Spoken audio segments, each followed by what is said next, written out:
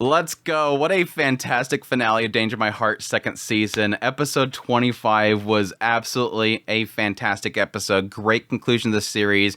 I'm heartbroken that we don't have a third season, but at the same time, it's a really great spot to leave it. And the studio, everybody working on the team just absolutely nailed it. And I really do like the fact that, yes, I mentioned in the previous episode, I thought this whole like original scene with him being under the sheets, yes, technically it was later.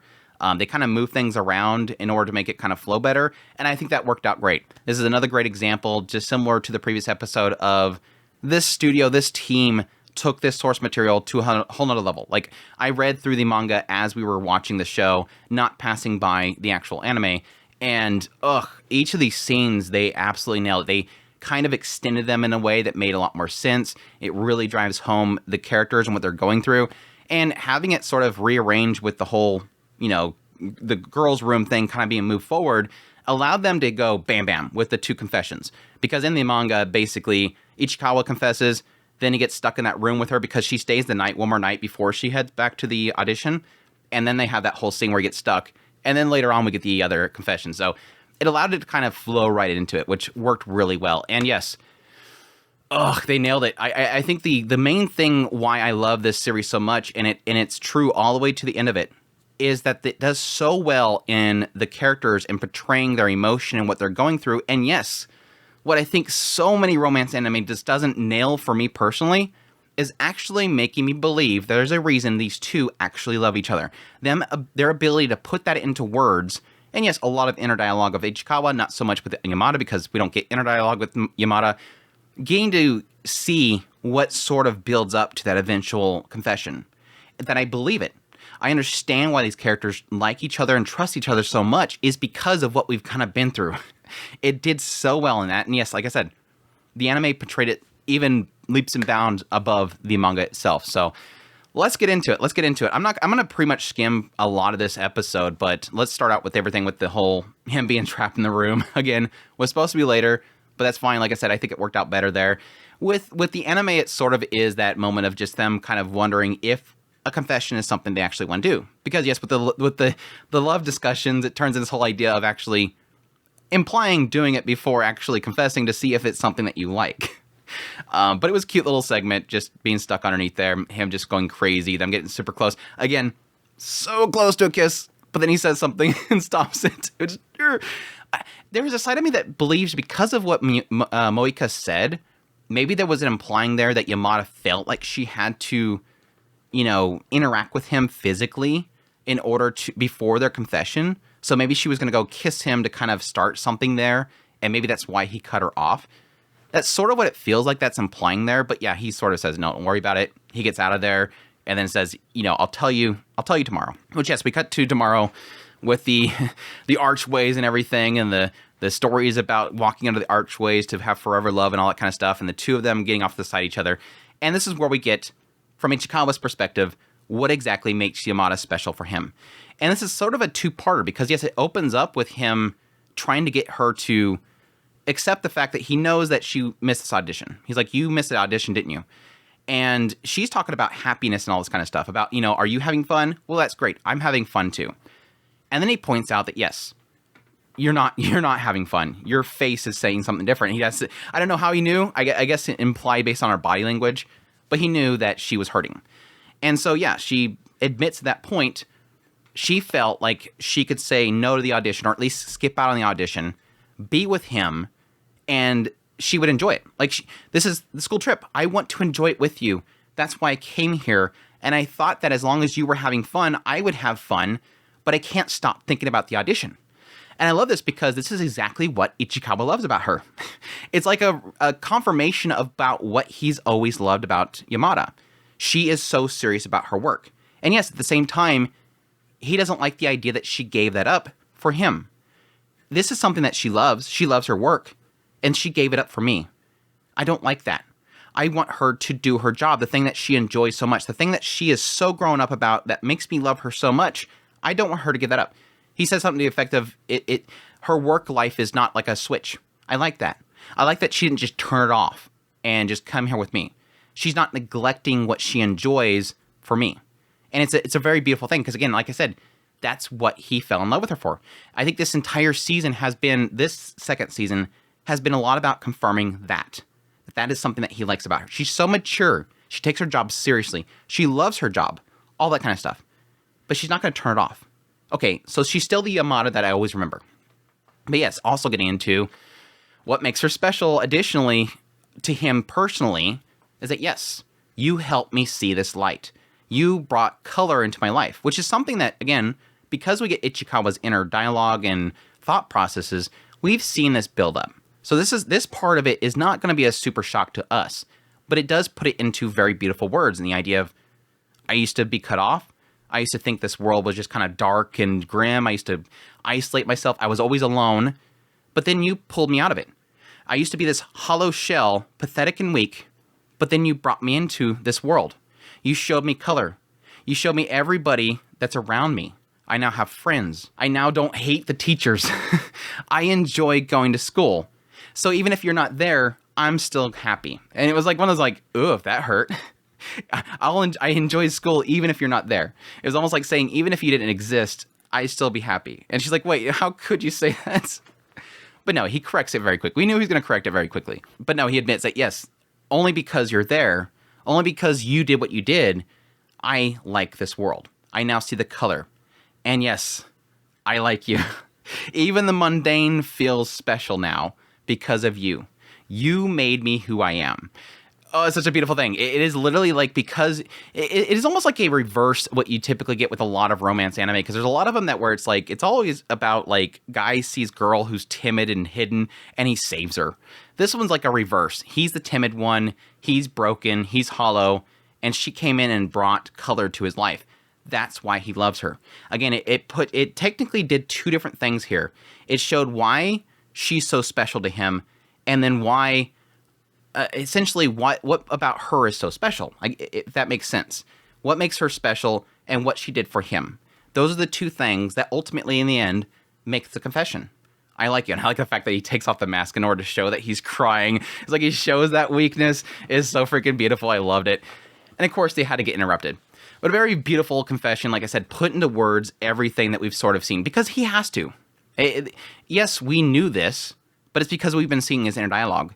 He has to express that to her, and I think he beautifully expressed that to her in ways that were just fantastic. And yes, almost get something else there, but no, Con has to show up and ruin everything, chase them down. I love that as they're kind of running away, he sort of notes the idea that no matter what small position in her life that he is, what insignificance he is in her life, he just wants to be there. Like, it is not a selfish thing. It's like, I just want to be some part of your life. But yeah, obviously, Hara intercepts them. I love the later shot of Hara being like, stop, please. Please stop. He's like, man, that girl's strong. Con's trying to do the celebration. She's literally like, stop now. Stop it. It was cute. But yeah, this is where we have the whole thing with him telling her to go to the audition. Find out that, yes, he packed a bunch of snacks for her beforehand. It sort of makes it imply the idea that he was prepared for this moment, but I think he just packed a bunch just for her in general for the trip. It was really cute. Nearly gets something else, but no, Chi has to show up and interrupt it again, sends her off. And yeah, like I said, in the manga, this is where we get the whole scene of them being stuck in the room because she literally stays the night. But again, I like how this is laid out. Aside here, he does look at a sign at this moment when Yamada parts ways that shows a cram school. And I think they're implying here that Yamada is trying to, or Ichikawa is trying to focus on his future. Because he sees how hard Yamada's working, I think it's inspiring him that he wants to do better now. So I think the whole cram school sign is an example that, or a sign that he does want to better improve himself. He wants to work harder. So I thought it was kind of an interesting little addition there. But yeah, we cut forward. They're coming home. He gets a text from Yamada, go to the usual spot. I personally thought it was going to be the park bench, the one where they had both of the Valentine's and White Day moments there. I should have known it was a library. But again, it was not school day, so I don't know why they would be there. Yamada's naughty. Yamada does the naughty and goes to school, goes to the library with food, in casual. She's triple naughty. But yeah, that's where we find out that this is obviously, with the library scene, is seeing, it's Yamada's confession, but is seeing why Ichikawa is special to Yamada. We have Ichikawa's moment, now we have Yamada's moment. And yeah, having the little brief moment of it seems like the audition didn't go well, which sucks because, again, this is an audition for a role in her favorite manga, which is kind of heartbreaking. The manga sort of implies that she doesn't know how it went, but it's implying that obviously that she didn't do well, or she believes that she didn't do well. And that's partly because she just messed up overall. It showed me that I was weakling.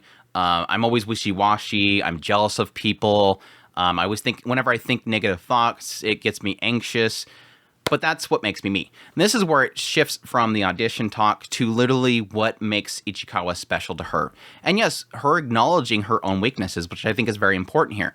But what's so great about it is, yes, it's her saying, I do this. I do this. I get anxious. I get jealous. I get negative thoughts. I screw up. I do all these bad things. But I like that about me. I like that. Why? Because it makes me realize how people around me are so special. Yes, it briefly shows the parents, which, yes, that's very special to her. My parents support me. They help me. And me being weak and negative allows them to help me, which makes me realize how special they are. But additionally, on top of that, more important than anything else is him. Ichikawa. That's what makes you so special to me. You're more important than anything else. And that's why she likes him. Loves him. Sorry, loves him. Yeah, we get the confession. Both side confession. Let's go. I was super happy about that. It was such a beautiful little scene. Again, I kind of assumed it was going to happen. It just seemed like everything was building up. I didn't think she was going to go, but I'm sorry, I don't like you that much. That would be like the massive like plot twist ever to end the season with her literally saying, I like you as a friend. Man, Ichikawa, I like you too, as a friend. Because that's what you like me for, right? That would be like a massive punch in the gut. But yeah, it was super beautiful. Great little scene there. And yes, kind of following up with the kiss. The kiss was, if I wanted something else from this finale, I would have liked a kiss, like an actual kiss. But no, we get a peck on the cheek. It was cute, though. It was so them, awkward, goofy, and the idea that, yeah, you have that whole tallness difference there, and you can't quite get positioned right, and so she just kind of sneaks a peck on the cheek. It was cute still, and yeah, her kind of cheering for joy. She's so freaking happy, goes out there. He's talking about how he's messed up in the head because he doesn't think it's real, but yeah, that's how they fell in love.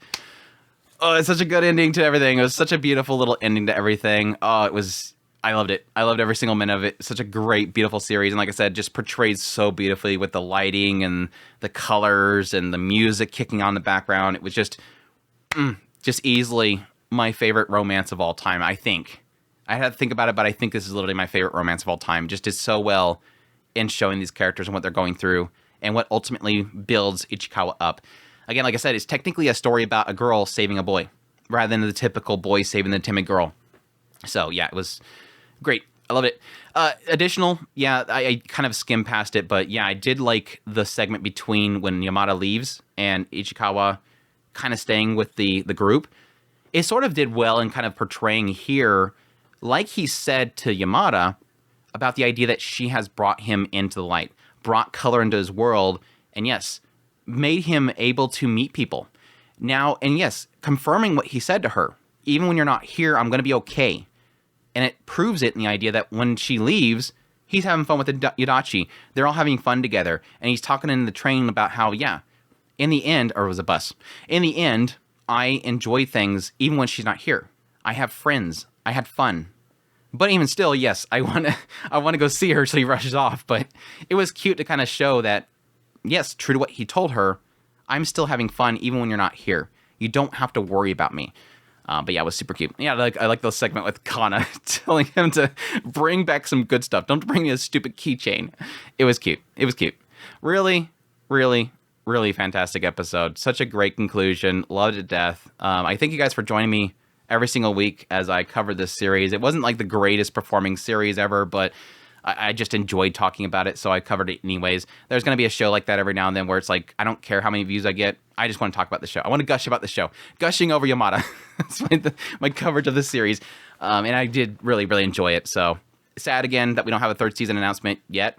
It does look like they have enough content. They're like, I think, 140 something chapters right now.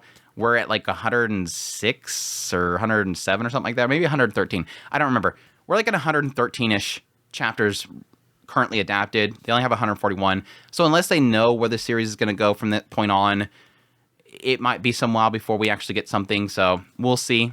I don't think we're going to get another season. I would love another season, but I just have a feeling like they're going to probably... I think they're going to cut it off right there. I think they probably going to feel like that was a good enough conclusion to a story or an anime. So, but we'll see. I'm going to hope for it because I love it.